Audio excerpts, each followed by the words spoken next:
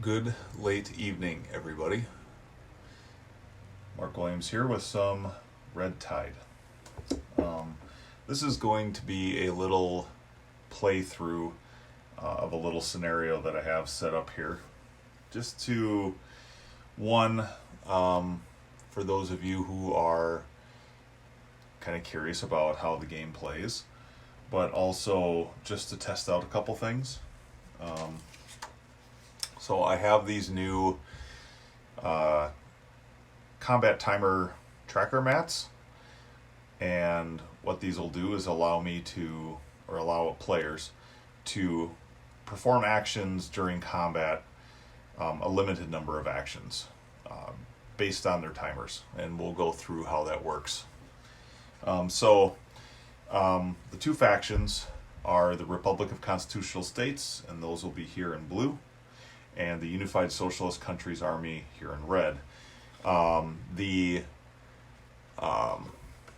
Republic of Constitutional States is going to be using this timer tracker mat, which has special combat actions of aggression and evasive maneuvers. And what the aggression will allow the Republic of Constitutional States, the RCS, to do is one 60-second timer or two 30-second timers, and they can make a free attack on one enemy unit, and that enemy unit may not attack back. So it's basically just a free set of attacks. And then for evasive maneuvers, 160 or two 30s will negate an enemy attack on one of the units. So it's a free attack and then a canceling of an attack. However, the cost is pretty steep for these, because you only to enter into combat you have to commit a 60-second timer, or you can commit two 30-second timers just to be in combat. So that allows that only leaves you with one 60-second timer left, or two 30-second timers left. So with the 60-second timer, you get 4 of the 30-second timers to perform the actions, but these special actions cost two 30s, each, which won't allow you to perform any of these other ones, which is movement or repair. So, or you could use 2 of the 30s and commit and use up the... And it's basically timer management here. You don't flip them on these, you just place them, they're just committed, and then they get locked. They cannot be moved or used for anything else during the combat phase. The other thing is, when you use your 60-second timers on here, after combat is done, you're pulling these 60-second timers off of your resources. So after combat is done, if you haven't used any of your 60-second timers on combat, if you just use your 30-second ones, wherever your 60-second timer is on resources here, so if you have both timers on resources, it should be, we'll say the Republic of Constitutional States. So I've got a timer here on the in-base mine and a timer here on the map mine. And after combat, if I didn't use these timers in combat, I would get to collect one set of resources from each of these. So it'd be just like if you're collecting like normal, which is with this, it's every 60 seconds I get to collect a high grade and a low grade ore from here, and a high grade and a low grade ore from here. But this one I would get to collect double because I've got 2 mining trucks on here. So I'd get to collect 3 high grade and 3 low grade at the end of my combat phase, if I didn't use these. But once I pull it and commit it to this combat, well, now I don't get to collect on this one after combat. And if I were to use this one on a special combat, well, now I don't get to collect any resources after combat. So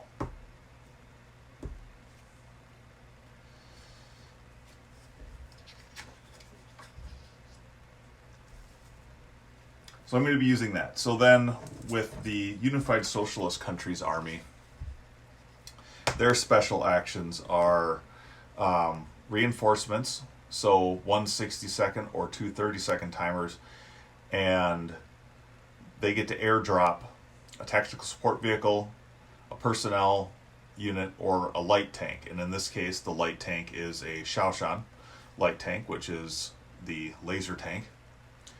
And you drop it in the same sector that as the combat, and you must have an available unit slot or eligible unit slot. So what that means is on your player tracker mat, you have these unit slots available, or unit slots to use for your units. So if you place a unit here in, we'll say slot number 1, well then that represents unit token number 1 out on the map. And so you have to have one of these available. So if you have all 6 of these taken up and you've got 6 units out on the map, you can't use this reinforcements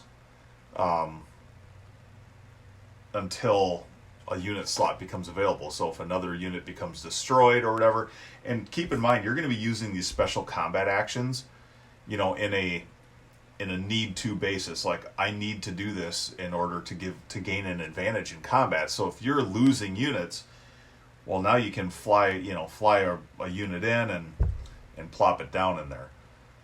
So this just kind of limits the player from having more than 6 units out on the map.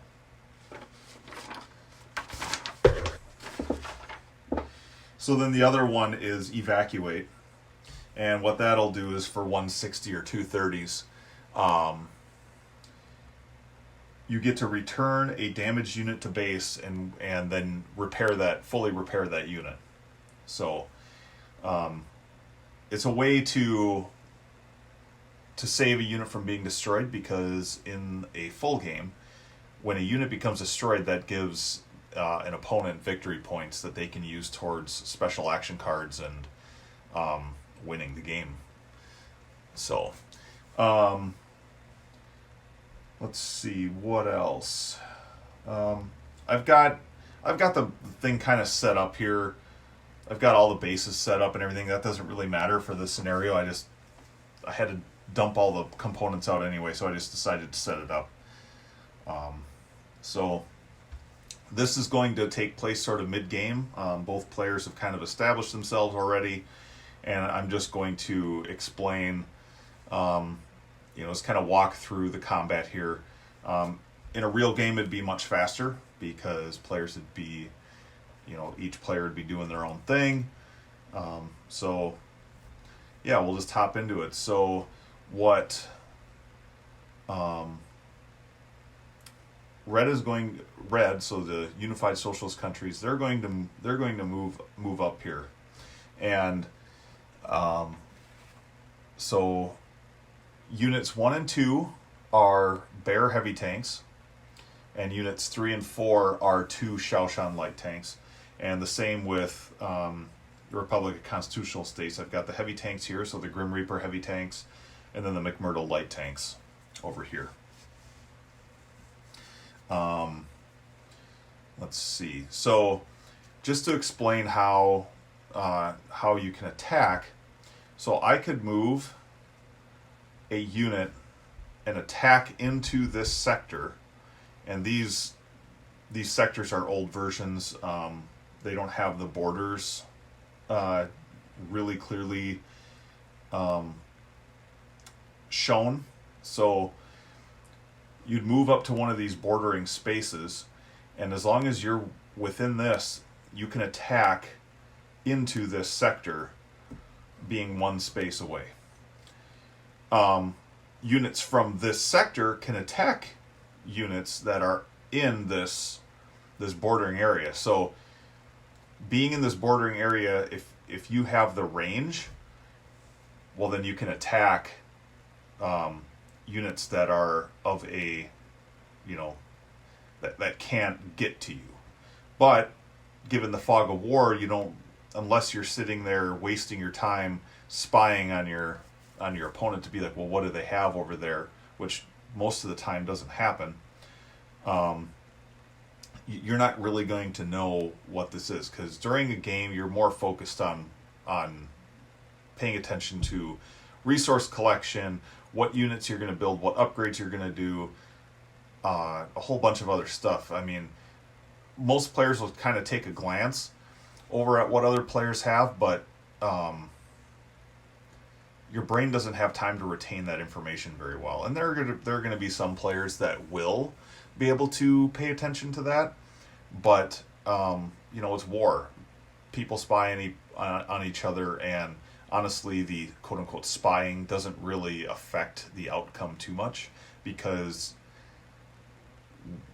if you were to know what this unit was, well, that unit might move later or something anyway. So anyway, getting back to this, these bordering areas, you have to be one space away from on this bordering area to attack into another sector. The other sector can attack this bordering area only. But if they wanted, they could move a unit up to one of these borders and then attack into there. Again, it's one of those things where it's strategy. You have to decide, is it worth the risk? So, all right, so I'm going to move.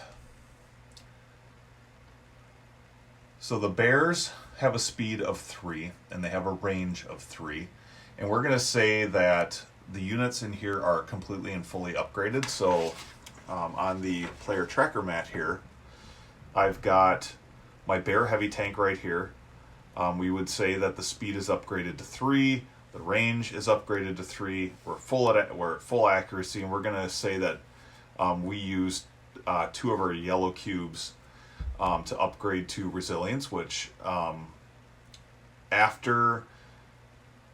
before the unit is removed from the map after it's been destroyed, it gets one more shot at 50% accuracy, and we'll go through the accuracy in a little bit. So after the unit's destroyed, it gets to make one last sort of Hail Mary shot at a unit before it gets destroyed. It can be very powerful, but it's limited to some chance. And then we've got the 2F rounds, which give +1 range and +1 attack. So it will be able to attack for 3. So here's my attack here. Attacking, it'll be able to attack personnel for 2, and then it would be able to attack vehicles and structures for 3. So we'd end up getting a range of 4, and some little bit more firepower there. So if we move over to here, these bears would be able to 4 spaces away from this Grim Reaper, but the Grim Reaper also has comes naturally with a range of 4, and they have 5 of their TXP rounds. So I'll pull the player mat out here. They have 5 TXP rounds that they're going to have access to. They also have the Mirage armor, which gives them +1 armor, so they get 4 armor instead of 3. Bears have 3 armor as well. The Mirage also reduces your enemy attack accuracy by 20%. So we got the TXP rounds, which critical hit on any hits on a tank. That has really hurt me in the past when I've been playing against this faction. But they only get to attack personnel for 1. We're not playing with any infantry currently. That could change here in a little bit. But we're just assuming that everything's fully upgraded. So they get 80% accuracy versus the Bears 70. So, and then the light tanks, we'll go through that later. But I'm just kind of explaining how the range works. Because if I were to move this unit up to here, and I didn't have that upgrade to where I had a range of 4, these Grim Reapers could take a free shot at these units because they're within range. So let's go ahead and get started. So I want to test to see how the Bears versus the Grim Reapers fare. So they have a speed of 3, so I'm not even going to waste my time. They both have a range of 4, so I'm just going to move my two bear heavy tanks there. And then I'm going to move my light tanks. They move at a speed of 3. So 1, 2, 3, and 1, 2, 3, 1, 2, 3. They're still out of range of these, but we're going to start. We're going to start attacking here, and so I'm going to. Let's see. I'm going to pull a 60-second timer, and I'm actually over here, so I'm going to put that there. So, oh, wrong faction. So you just pull the timer and set it. You don't have to flip it or anything. You just set it. It is now committed to this, locked in. And these are not my timers here, so I'm going to move. These two have expired, so they're in range, and I'm the aggressor, so I'm the one that came in and initiated the combat. And they are...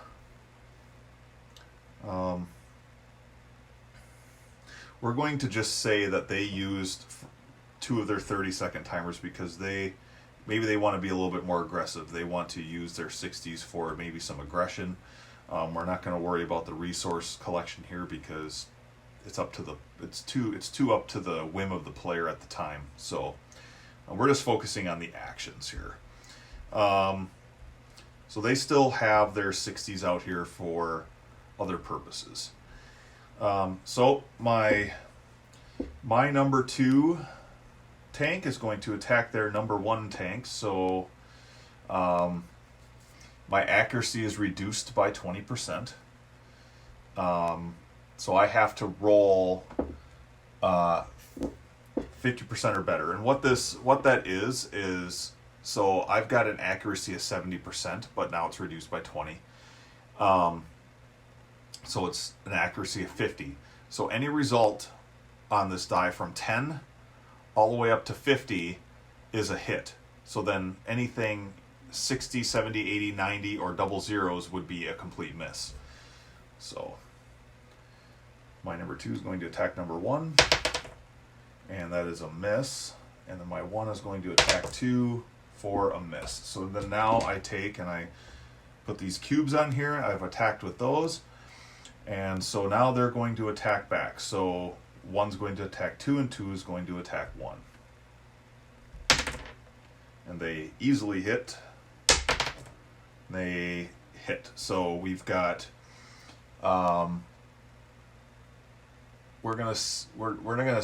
let's not use the TXP rounds for this because it'll be too quick. So we're just gonna say that that they hit for 2 each. So I've got my 2.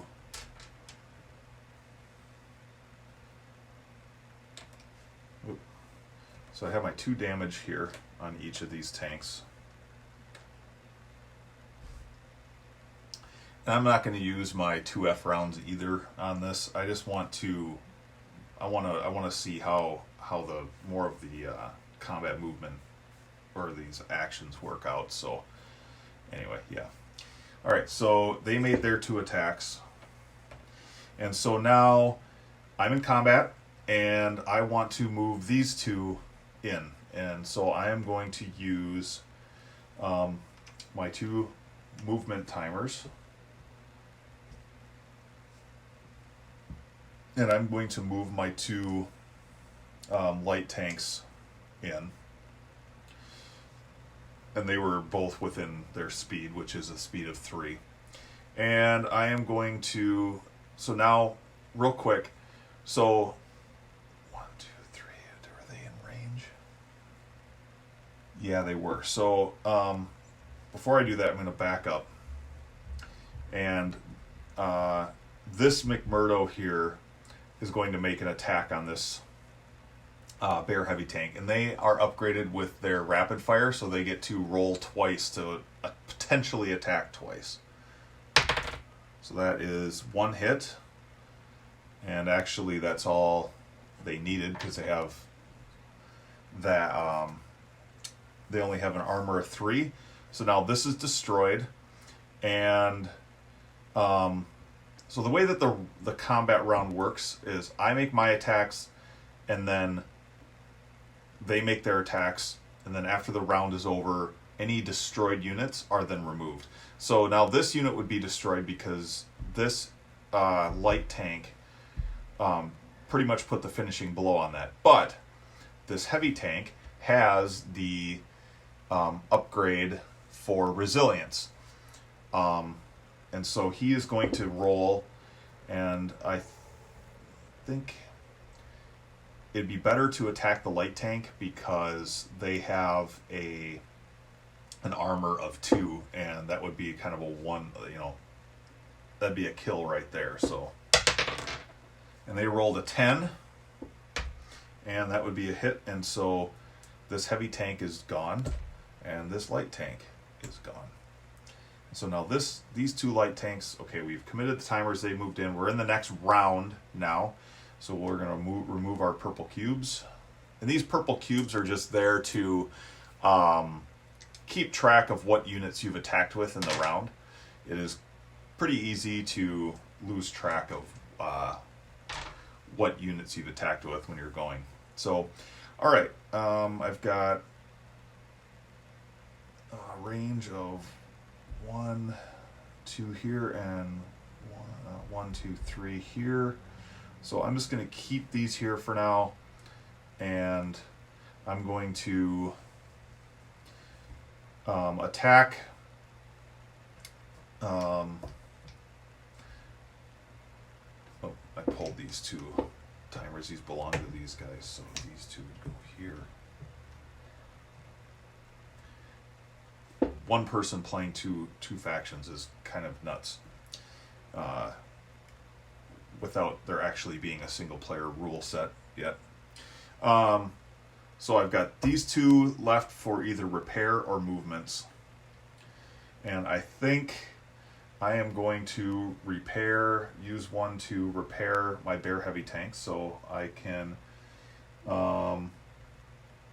do 1 repair, so remove a damage cube. May or may not help me, I don't know. And then I am going to do the airdrop. Actually, I'm going to use my other 60-second timer for that. And I'm going to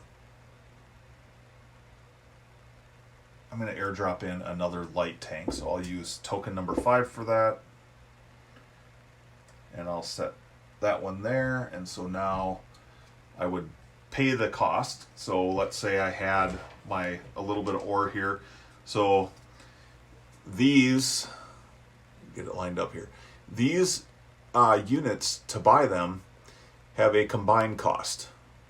So high grade ore is normally worth 1,000 and low grade ore is normally worth 500. But to buy units, you have to just have this combination available. And the only way to convert ore is with an ore processing depot, where you can convert high grade into low grade or low grade into high grade. But this kind of forces you to have control over both types of resources. So for me to play this, I have to commit this 60-second timer to this action. So airdrop this light tank in, but I have to pay the cost to do that. And, because you're buying the unit. So it's a high grade and 2 low grade. So I'll take a high grade, 2 low grade, and I'd put that back into the pile, and then I'd put this unit card into the unit slot.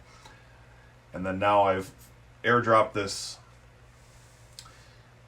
unit in, and now they're available for this round. So we're gonna say that, where's my dice here? So 5 is going to attack number 1, and they miss. And 2 is going to attack number 1, and they hit. That's a 10. So that would be 2 damage on number 1, and these 2 have fired. All right. And number 3 is in range of number 2. So this is my Shaoshan light tank. And they are upgraded with the Shoddy HID, which is high intensity discharge. So it's basically a high intensity laser burst. And that will attack for 2. And that is a miss as well. All right, and then number 4 is going to attack number 4. And that's 2 is going to be the high intensity discharge. That's a 70 and that's a hit. So number 4 takes 2 damage. All right. So number 4 right now is currently destroyed. And what they're going to do is they're going to pull and use a 30-second timer for a repair. And they're going to also pull and repair their Grim. And then their number 1 is going to attack. Their number 1 is going to attack my number 5. And they hit for 2. And then their number 2 is going to attack my number 2, so that'd be my heavy tank. So right now my light tank is destroyed. And that would be a complete hit there. So that one's destroyed. And then their number 4 is going to take a shot at my number 3. And that's a hit. And then they're going to attempt again. And they hit again. All right. So they did some pretty good damage to me. I lost that unit, and I lost that unit, and I've lost this unit. So not doing so hot here. And so now what do I do?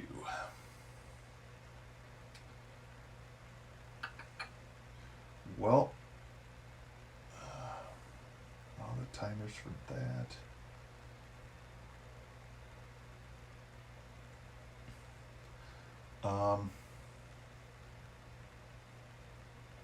I want to try and take out a Grim Reaper. I'm going to be more aggressive, so I am going to so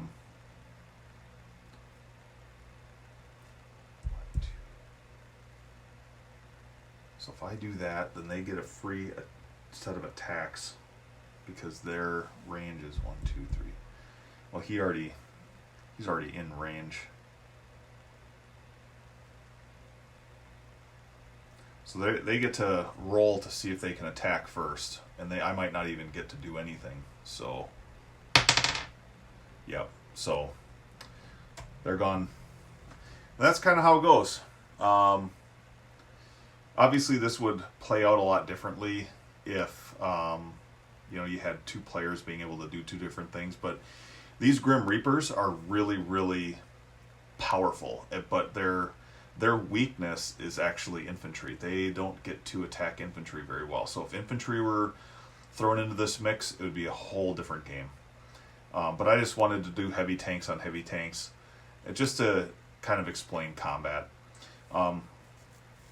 So this would play out a lot quicker if I weren't sitting here explaining everything. But again, what it is a unit moves in.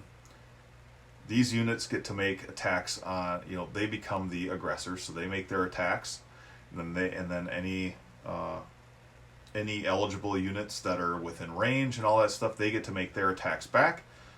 Damage is dealt out, damaged or destroyed units are removed, and then the round begins again. And these timers here, or any of these actions here, can be pretty much played out at any time during combat. But once combat is done, then you flip one 60-second timer, and now these timers are on cooldown, and they're not able to be used for that 60 seconds. So you're not able to collect start resource collection for that 60 seconds. You're not able to move any units, construct any units, or anything. So these are all locked on cooldown, and then same with these. And then they would be able to start collecting here because they only used one 60-second timer. So combat just goes round and round. I make my attacks, you make your attacks, and until either a player retreats or a player's out of units. And then once the combat is over with, then you throw the timers that you used on your tracker mat on cooldown, and or you collect any resources that you had not used your committed any timers to. So this would actually be where they would get to collect a high grade and a low grade ore afterward right away. So yeah, these timer tracker mats, I'm going to make up a whole bunch of them with a bunch of different combinations of special combat actions and things like that, so that at the beginning of a game, players will get to pick which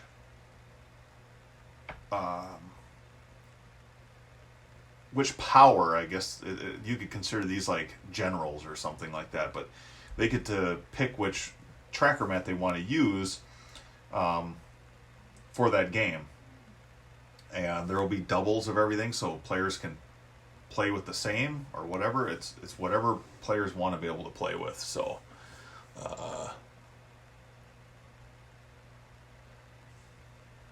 Alfonso said, "You've got a nice thing going here. Cannot wait for the release."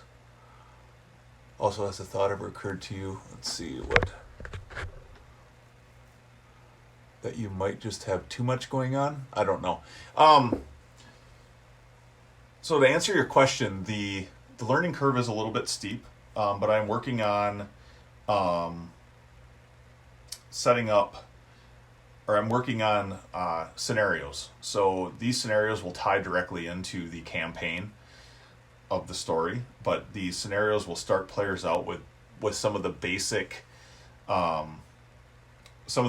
actions. So in the first scenario that I have currently, the map setup looks just like this, but the only things that you're doing is movement of units,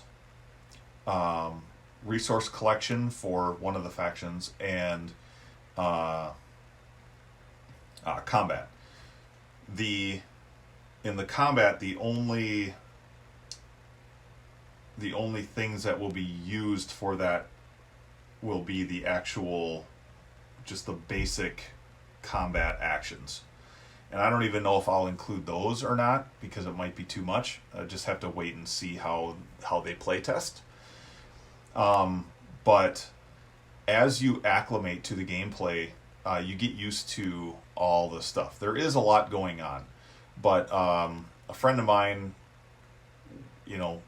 when we're not social distancing and required to stay home, when we do play,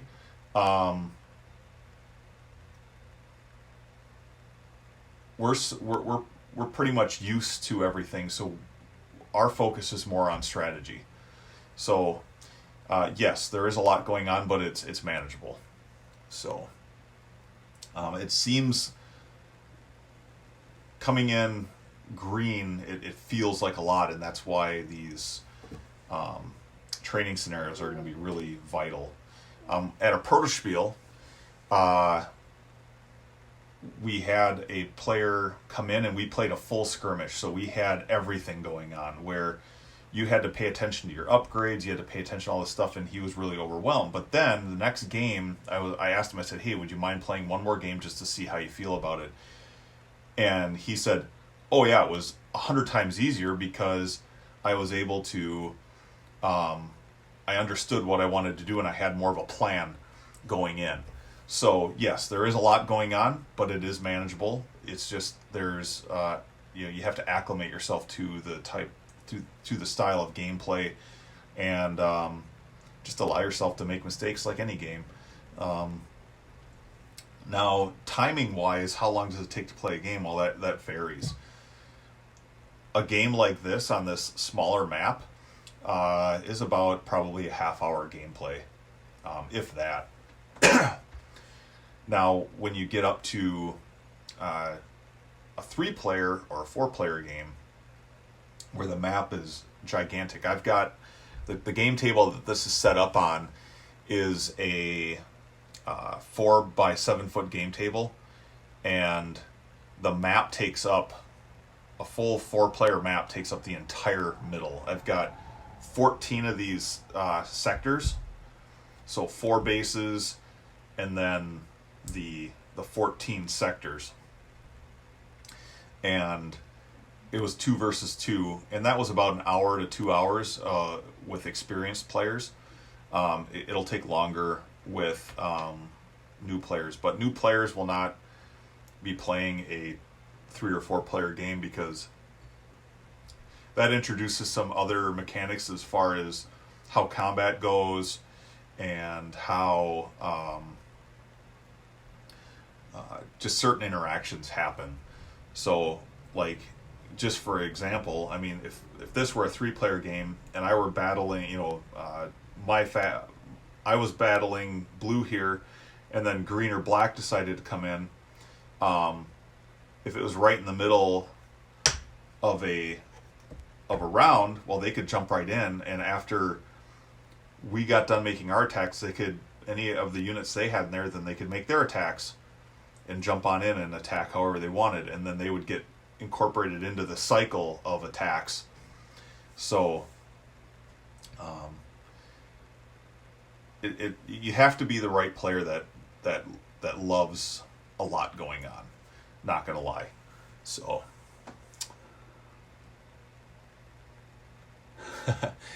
Jesse, I am right there with you. No problem with the 2 to 4 hour strategy tactical game. Yeah, I've got Twilight Imperium sitting here right next to me. I